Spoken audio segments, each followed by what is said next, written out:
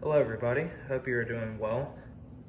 Today I wanted to show you a quick game that I just had not too long ago, earlier today. And it was a Sicilian that I played, and so naturally I decided to let you have the black pieces for today. I decided to pull out my medieval set, so we have everyone, their cavalry horses, and everyone's in their armor. Got the king here with his proper shield, and queens, looking daunting as ever. But anyway, in any regard, the bishops are looking pretty cool and all that stuff. I personally really like these pieces because they have sort of a blue tint to them, and blue's also my favorite color, so this sort of works out. And so I was black in this game, as I said before, and I opened up with the Sicilian, e4, c5. My opponent decided to go for the open Sicilian with knight f3, and myself decided to play d6. This is the start of what I understand to be sort of the Nador setup, but as you see here, it quickly changes, so it doesn't really matter. So bishop c4, I typically like to block this by just going pawn to e6. And my opponent is a good man of his principles, so he decides to castle right away on move 4. Nothing wrong with that. And so I myself have not developed a piece yet. He has 2 developed, so I said to myself, sure, you have your knight developed, let me go knight f6 myself. And so my opponent plays a very modest d3, adding an extra little defender to this pawn. So good for him, I guess. I decided to play a very quiet a6. My opponent says, okay, if you push your pawn, I'll push my pawn. So he goes a3, and I decided to go b5, hitting this bishop. So he slides back here to a2, sorry. I almost put him on the wrong square. And so I wasn't really in a huge rush or anything, but part of the reason that I pushed this pawn, and I noticed that a lot of people do this in Sicilian, is to open up this diagonal for this little guy, the bishop. Say hello to everyone. So we'll put him to the side for later. And so my opponent plays a very quiet queen e2, putting another defender here. So good for him, I guess. I develop another piece, and my opponent plays c3. So his knight is not coming here, so he must want some sort of break here around the d4 square. I'm not too concerned, so I just play bishop b7, as I tend to do in the Sicilian because I know that you can oftentimes go for this sort of dragon setup, but I'm not too familiar with it, so I tend to play a little more passive with this little guy as of lately. And I haven't really had too much problems with it yet, so, we're making it work. He develops his other knight to d2, and I just go ahead and bring my queen out, as you tend to do in the Sicilian. And my opponent has had enough. He is ready to draw first blood. So he pushes d4, and you tend to want to sort of suicide this pawn anyways, so I happily take on d4, and black has drawn first blood. We will put these pieces off the side. I sometimes put them here, but I don't want to clutter the position up too much, so that's what we will do today. He naturally takes back, which is something that you do And the Alpine Sicilian has white, but he's already developed his knight, so I don't suppose we will be worrying about any of those shenanigans today. And so I looked at my position, all my pieces are out. We're looking, modestly well, I would say. The only thing I have not done yet is connect these rooks or get my king to safety, so I took the liberty to castle. All is fine and well. Nothing crazy is happening. And so here's where my opponent decides to go e5. Let me hit your knight. Sure, why not? So I don't think too much of this. I just trade another pawn, and he takes me right back. But now this little pawn's all out by his lonesome, and I thought, okay, we can probably do something about that later. And the engine does agree that this is a mistake, and I think that I punished it modestly well. Certainly was not the best way that I could go about doing this, but it worked. So I decided to go knight d5, as it's supported by my other pawn here. This is a bishop. The one thing I really hate about this set is how similar the bishops and the pawns look. But in any case, I decided to move my knight out of the way. All is fine and dandy. And his bishop's over here, sitting in the corner. All this action is going on over here. The party's here. The knights are all having a great time. Everyone's chilling by the king. But this bishop, he seems a little sad, He's looking over at everyone and he's like, this isn't fair, guys. I want to do something.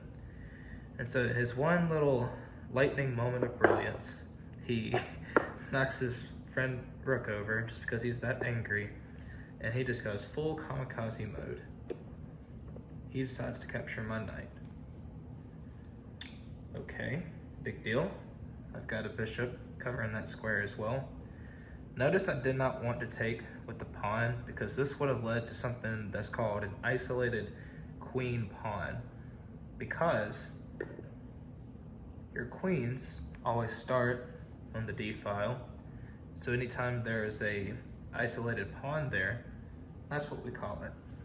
So to prevent this little guy from being stuck out on his own, I take back with the bishop, keeping this diagonal as open as I can. So all is well. My opponent sees that I've pushed up my pawns, and so he says, sure, let me push mine up too. So we've got a little symmetry going on here. It's pretty cool. And I'm not too sure what to do right now, I definitely don't want to trade this bishop off. And a good rule that I have is whenever you don't know what to do, just develop a piece. So I grab my A-rook and I pop him behind my queen. And so here, my opponent decides to play bishop to b2. He has not developed this little guy yet, so sure, why not? Let me support this pawn a little bit. And so I naturally decided to go queen c2. Something I noticed is that I built up this little battery, and there's not really a whole lot of defenders here. I didn't necessarily want to take this piece, but what I saw is that my queen could possibly get over here and cause some problems. So I decided to threaten two pieces at once, even though I knew my opponent would probably protect him as he did. The queen is protecting his knight, the knights are guarding each other. So I wanted him to move this rook here. And I think now you're starting to see my plan. I take his knight. But why did I decide to do that? What I noticed was that if he took back with his knight, this queen has no defenders, and I would win a piece. if he took back with his queen, this knight has no defenders, and I'm a piece again. So I knew that the only way that he could take back was with this pawn, and just look how open his king is. I thought to myself, this cannot be good for white. And this is what my opponent played. He decided to take what he thought was the best evil, and he went with it, you know? So his g-pawn took, and I decided to play bishop to g5. I thought, my queen's already attacking this. Let me just put a little more pressure on this little guy. You know, this bishop's sitting very quietly. He's a bit of an introvert, as much like myself. But now it's time for him to get a little social interaction going on here.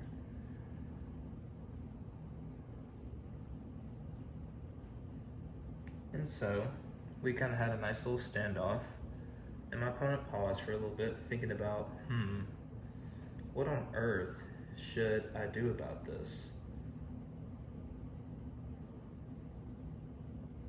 And so, after a little bit, he decided, this rook's not really doing a whole lot.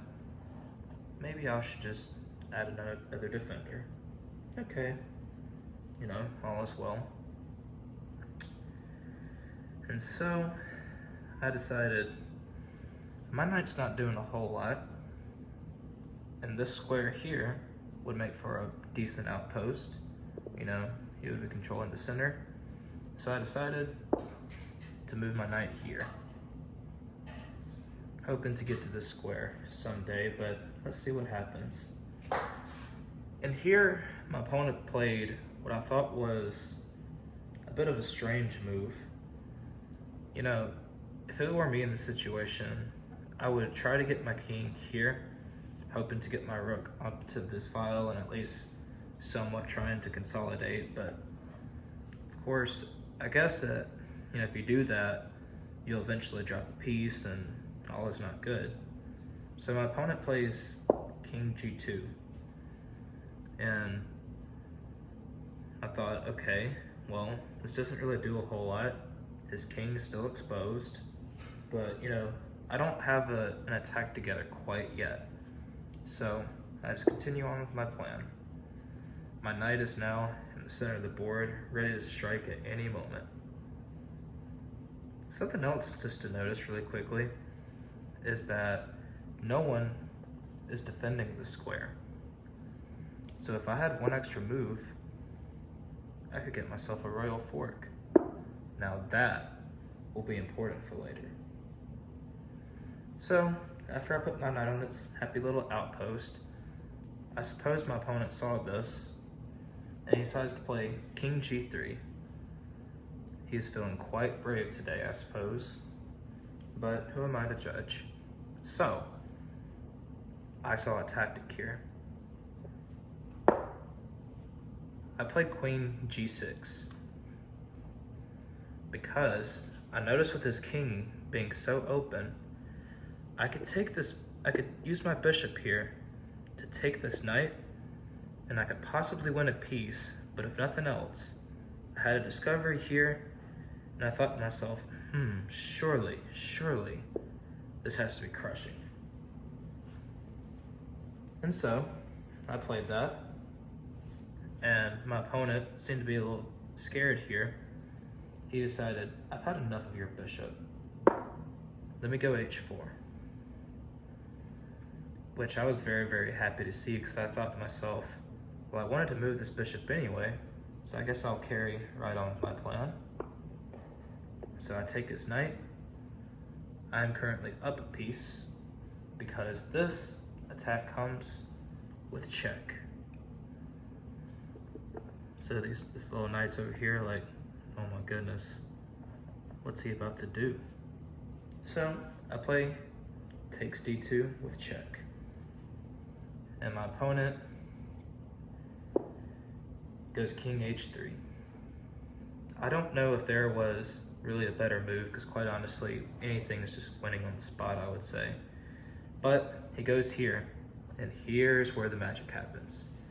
And here's the whole reason I want to show you guys this video. Take a moment to find the next 2 best moves for black here. And this is the whole theme of this video. So what I decided to do was play knight check on f4. Now what most of you may have been able to see is that yes, this does fork the king and queen. So that's just, the game is over, right? You're already up a full piece. You know, after the king moves to h2 or wherever he decides to. Actually, he has nowhere else to go because the queen is covering. So he's forced here.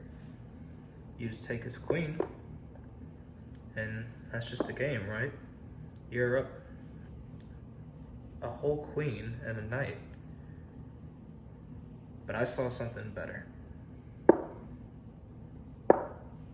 After my opponent went here, I remembered, why did I put this queen on this file? To attack his open king.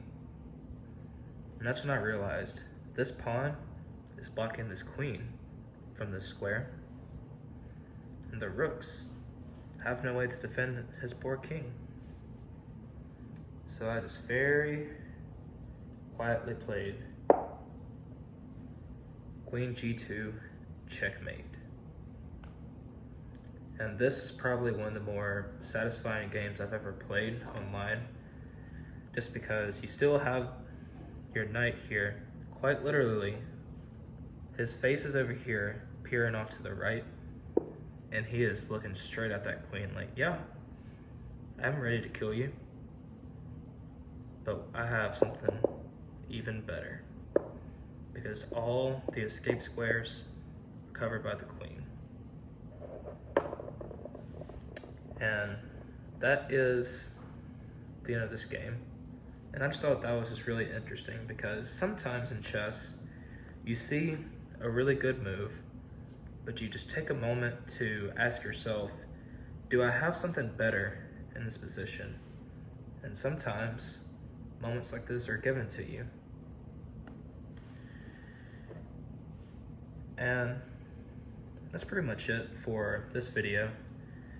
I hope to upload more videos sort of like this, where I just show games that are played by some grandmasters, some books I've found in opening theory that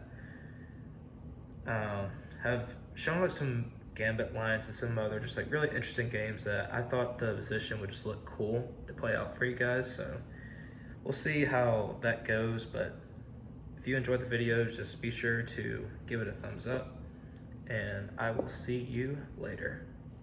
Peace.